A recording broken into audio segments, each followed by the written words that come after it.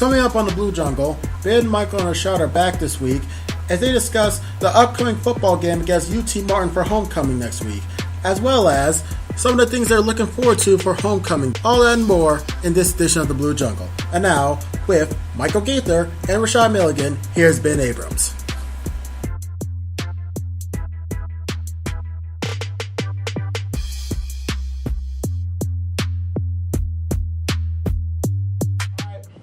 What's good, Georgia State? Another edition of the Blue Jungle. Still new location, still same old name. No, we haven't changed it yet. It's on the list, okay? It's on the list. We're working on it, and we're back. Yeah, and we're back after a couple weeks of hiatus. We are back, and this time, well, we're talking about homecoming. It's around the corner.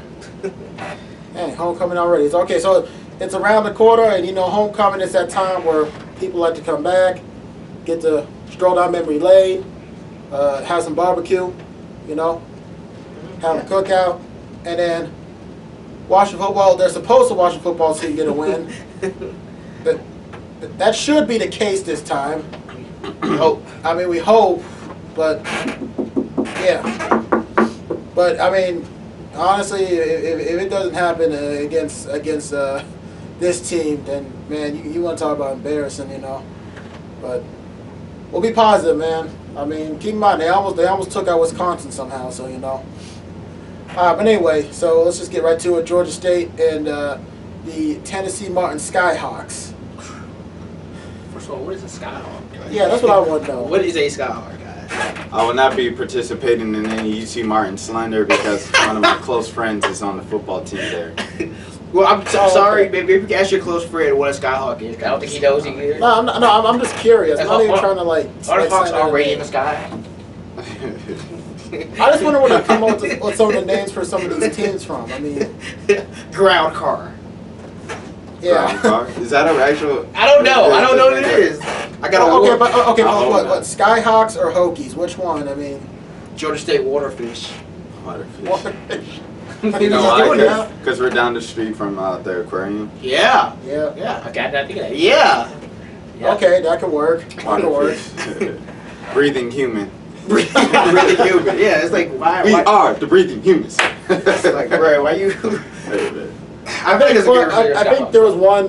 Here's the best one. I think back when I was like looking to go to culinary school, I heard Culinary Institute of America up in New York.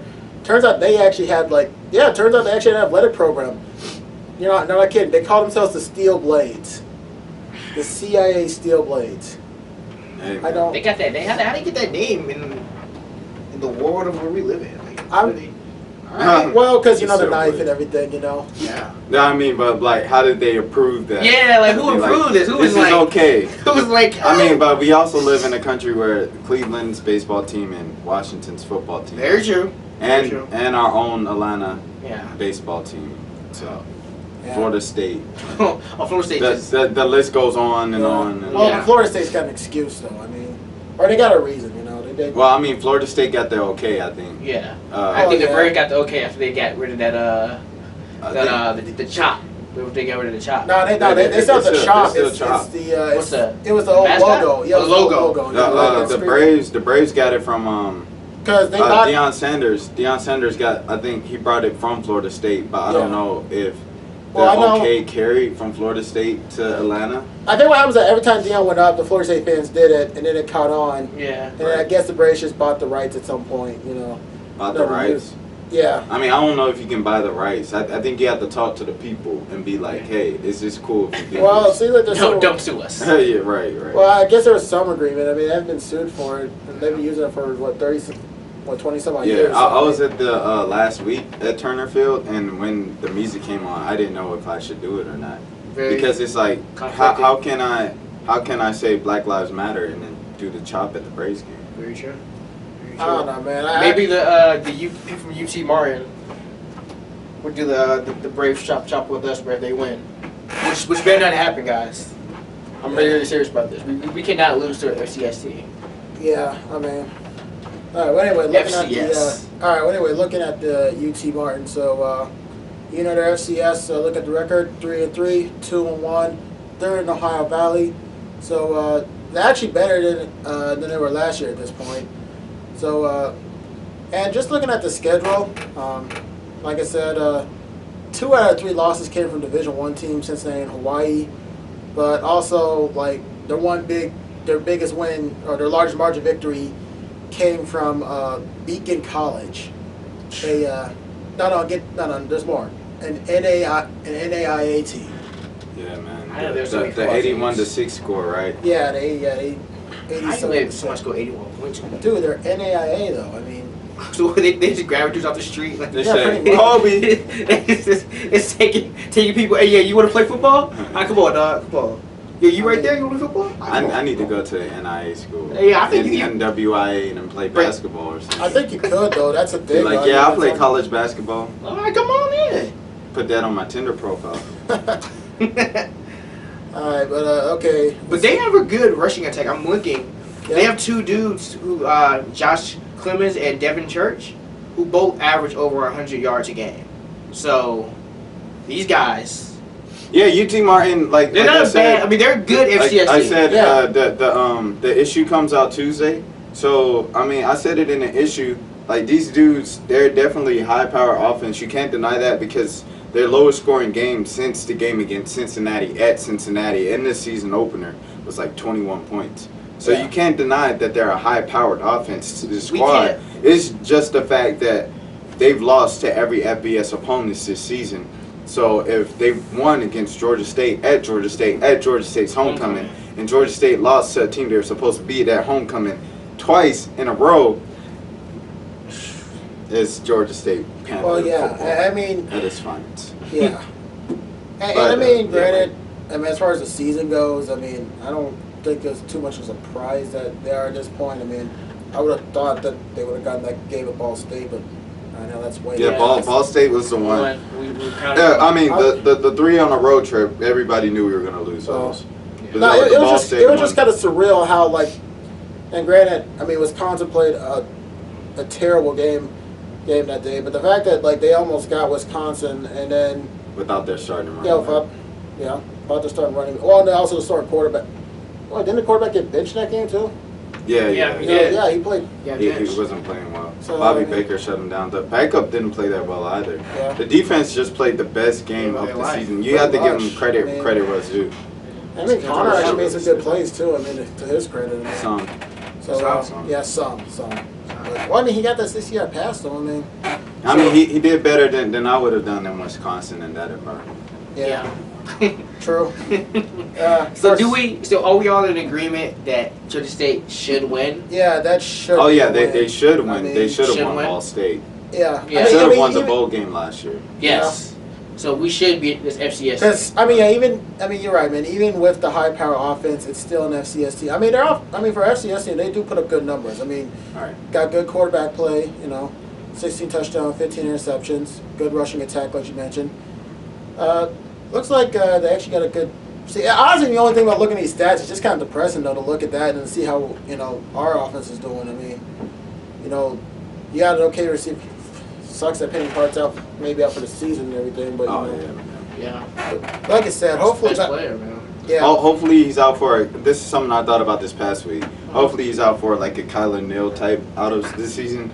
Kyler Neal and Taz Bateman last year were listed out for the season, And they and then they came back for the bowl game. I don't know what happened there, but yeah, hopefully it's like that with Penny Hart, and that's just a Georgia State thing Yeah. where we incorrectly announce injuries. So I mean, okay, so saying this should be a win. At this point, they're 2-4 after that game. Like 2-5. 2-5. It depends. They win. We don't know what happened with Troy. This was before the Troy Yeah, game. before Troy. Yeah. Okay, so possibly 2-5. So At best case, 3-4 if they pull off the huge upset over Troy, which I think is possible. I think it could happen. But I mean, what I see, But I mean, just looking forward at like bowl eligibility. I guess how the rest of this. I the rest of the literally season- see. I see so. It's very weird. I see a lot of similarities in this team from last year's team. Last year's team, they gave Oregon a good run, scoring 4 touchdowns. It's just the team. The team lost 2 of their top receivers. Joel Ruiz was out for the entire year. And then Donovan Harden was very limited in his play last year. So I see a lot of similarities in this team and last year's team. When they started picking it up, they pick it up and win when you don't expect them to do it. And I think that's where we are right now with this team. So I see the exact same pattern. I think that's just a Trent Miles and Georgia State thing. And I think they're really going to pick it up this month. I mean, they should, because I think that, after the homecoming game, once you start with the homecoming game, that's a point where maybe excluding, with the exception of Georgia State, where the schedule should get easier, or at least should start being more winnable. I mean, I know they still got. But you got South Alabama who beat Mississippi State. They coming. Yeah. Well, I see, and then they still got Georgia Southern. The team down south. Yeah, team down south. Let's see. Arkansas State's probably not going to be an easy one to win. Arkansas State is the second best team in the Sun Belt. So yeah, I don't think. Can we talk about how App State should not be in the Sun Belt? They shouldn't be in the Sun Belt. You think they're too good? They're too good. Well, I see a lot of NFL players for Appalachian State. App State always is too weird. good. It weirds me out how they. It's kind of like Marshall. Well, but the thing was, what was App State though, is when they were in FCS. I mean, before, because I think before North Dakota State, I think it was App State who was basically every year. Yeah, literally just running over everyone in that division. Well, also put some respect on Valdosta State's name. Oh yeah. Valdosta State they're also up there. But Valdosta State is D2. They're not D1 AA. That's where D2. I think where everybody else was. So. But I think that's the thing, though. I mean, before App State came out, it's like they were, they were one of the best teams in, 1AA. Right. They had that big upset over Michigan, about a decade ago. So, and then but you're right, though. That first year when they came in and then just, I think it was their first bowl game, they ended up winning, they only losing 2 games that year. So it's I mean. They swept the competition. Well, I mean, do you feel I mean, just seeing them playing UL Lafayette this last week, with a quarterback like Anthony Jennings, who has had a great season, who's had a good senior season in the Sun Belt, and they shut him out and make him look like they made Georgia State look like, that just shows you a SEC former quarterback like Anthony Jennings, and he doesn't even get a rushing touchdown. You know what I'm saying? Aaron Winchester got a rushing touchdown. Yeah. So it's just these guys are good, man. They shut us down. They had Connor Manning throw 4 picks. He had 5 picks this season. Threw 4 picks in that one game against App State. It's not fair. I don't think it's fair. I don't think they're good. I don't think they're too good for the Sun Belt.